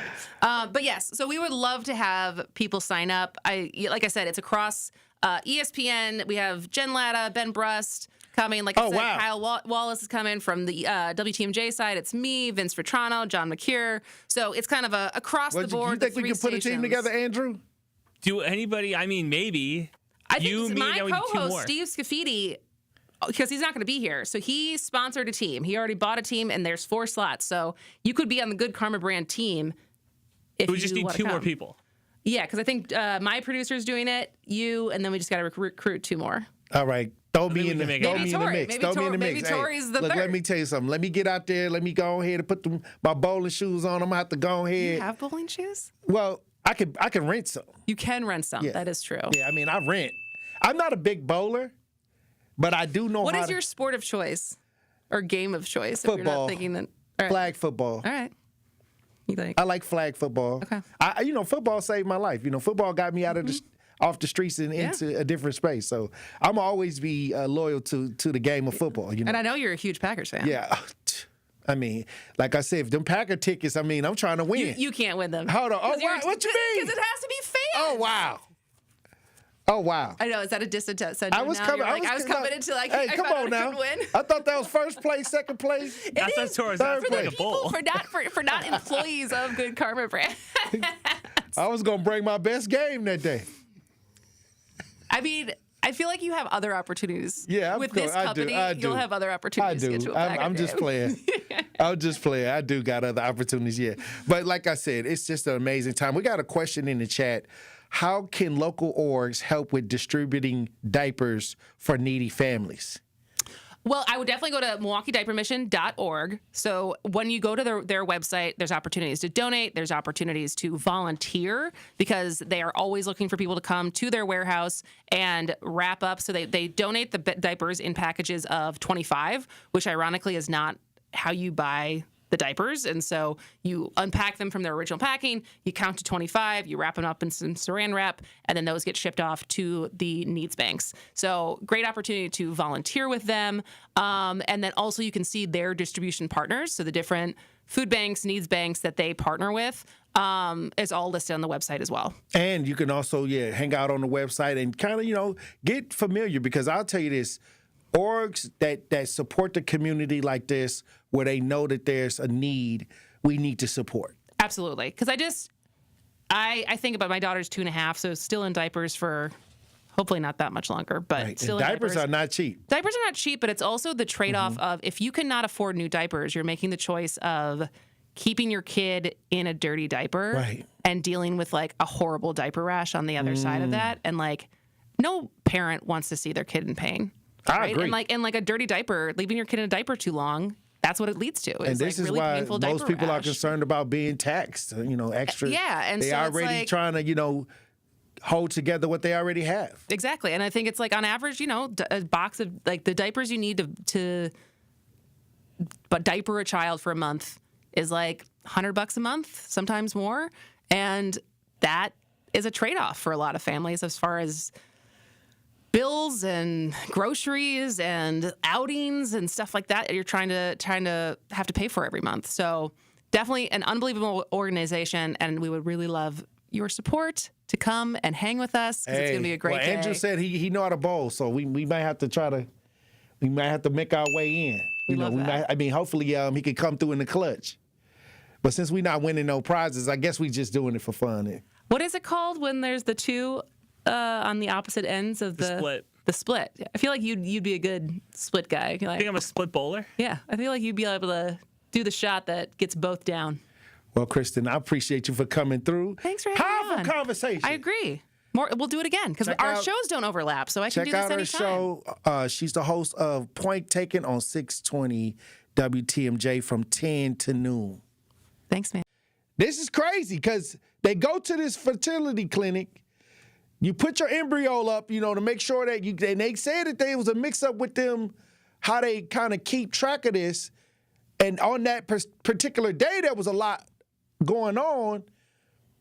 The white couple went in there and came out with an Asian baby. I want to head over to Florida where Orlando couple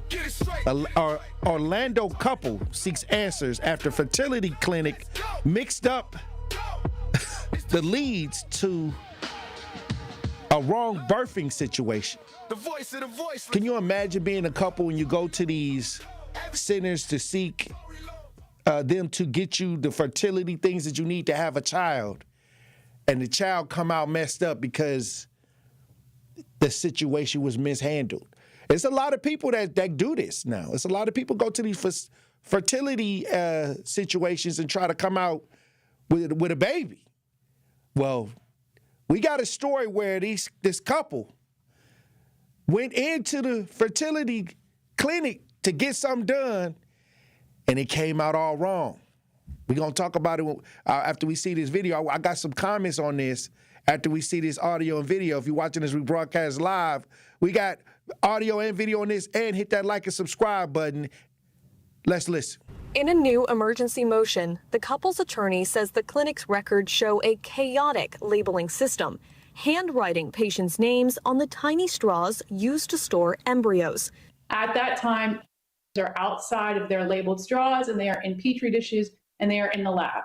It makes the most sense that that is where a switch could have happened.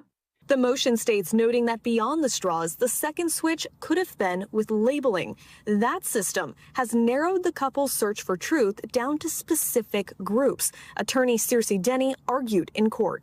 It appears to us that more likely than not, that retrieval risk pool is the source of the error here. This motion says women have been coming forward on their own, saying they and their babies may be involved in this heartbreaking mix-up.